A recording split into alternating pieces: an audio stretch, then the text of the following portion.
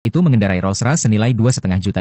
Tapi dia malah menyamar jadi buruh bangunan yang pulang kampung, dan bahkan memutuskan untuk pulang jalan kaki demi bertemu orang tua. Lalu dia memasukkan ginseng langka ke dalam kantong plastik. Alasan pria itu begitu rendah hati, hanyalah agar adik-adiknya tidak merasa malu. Tak disangka saat pria itu sampai di depan rumah dan mengeluarkan hadiah, malah mendapat sindiran dari sang ibu. Di tengah suasana canggung, paman pun segera maju membela pria itu, dan dia adalah satu-satunya orang tua yang tidak meremehkan pria itu. Paman lalu meminta ibu agar pria itu masuk dulu ke rumah. Tapi begitu mereka baru saja masuk, dua adiknya pun datang. Begitu bertemu langsung mencemooh pria itu, bahkan menuduhnya telah mempermalukan keluarga. Menghadapi tuduhan tanpa alasan, pria itu hanya dengan tenang menyapa mereka dan berkata lama tidak bertemu. Tak disangka ucapan itu malah ditertawakan di depan umum. Pria itu hanya diam dan tidak berkata apa-apa. Lalu ibu datang, dengan ramah menggandeng kedua adik itu masuk ke dalam rumah. Saat pria itu juga ingin masuk, ibu malah menghalanginya di depan pintu, dan dengan nada memerintah menyuruhnya mengangkat barang-barang. Katanya dia ingin ngobrol santai dengan kedua adiknya. Pria itu pun dengan lembut mengatakan sudah lama tidak pulang, hanya ingin lebih lama bersama ibu. Urusan angkat barang biar adiknya saja yang lakukan. Tapi ibu langsung berubah sikap, lalu terus merendahkan pria itu, mengatakan dia tidak bisa membantu keluarga. Mendengar hal itu, hati pria itu terasa sangat sakit, tapi dia tetap memilih menahan diri. Yang ibu tidak tahu, pria di depannya ini bukan orang biasa, melainkan pendiri sebuah konglomerat, dan ketiga putrinya adalah orang-orang hebat. Putri sulung adalah direktur perusahaan publik, putri kedua adalah juara rally internasional, putri bungsu adalah artis terkenal seantero negeri. Demi menjemput ayah mereka pulang ke kota untuk tahun baru, ketiganya sudah lama menyiapkan rencana. Namun mereka baru tahu sang ayah lebih dulu pulang kampung untuk ulang tahun ibu. Begitu tahu kenyataan ini, ketiganya pun segera berangkat ke kampung halaman. Sementara itu pria itu sedang mengangkat barang sesuai perintah ibu. Paman pun datang, dan menariknya ke samping. Ternyata paman khawatir pria itu hidup susah di kota, tak mampu beli hadiah. Lalu paman memberikan hadiah agar bisa diberikan ke ibu. Tapi pria itu menolak dengan tegas, mengatakan ginseng yang dia bawa adalah hadiah terbaik. Hanya saja dibungkus seadanya agar tidak mempermalukan adiknya. Namun paman tetap merasa pria itu gengsi, lalu memaksa hadiah itu ke pelukannya. Tak disangka adegan ini dilihat oleh adik ketiga. Adik ketiga langsung merebut hadiah itu, lalu memanggil para kerabat untuk minta keadilan. Paman baru ingin menjelaskan, tapi dua adik itu sama sekali tidak mau dengar. Hanya ingin mempermalukan pria itu di depan umum, bahkan menuduh paman pilih kasih karena memberikan hadiah mereka kepada si kakak. Pria itu pun mengatakan paman hanya merasa kasihan padanya, tapi adik ketiga tetap tidak terima, menganggap kakaknya tidak pantas memberikan hadiah untuk ibu, bahkan menuduh dia mempermalukan keluarga sejak dia pulang. Adik kedua pun ikut tertawa sinis, langsung menuduh paman membela buruh kampung yang puluhan tahun tidak pulang. Wajah pria itu pun langsung berubah, dan akhirnya tak bisa menahan diri lagi. Dia langsung berkata bahwa mereka semua satu keluarga, tidak perlu mempermasalahkan hal-hal kecil. Tapi adik kedua tetap ingin membedakan, dan mengejek bahwa kakaknya tidak punya pencapaian apa-apa. Paman pun mencoba menengahi dan meminta adik kedua berhenti bicara, menegaskan bahwa hadiah yang sudah diberikan kepadanya, tentu haknya untuk menentukan akan diberikan kepada siapa. Tak disangka adik kedua malah marah besar, mengatakan hadiah itu lebih baik diberikan ke pengemis daripada ke kakaknya. Ucapan itu sangat melukai hati pria itu. Dia tak menyangka dua adiknya begitu meremehkannya. Saat itu juga dia memutuskan untuk melawan.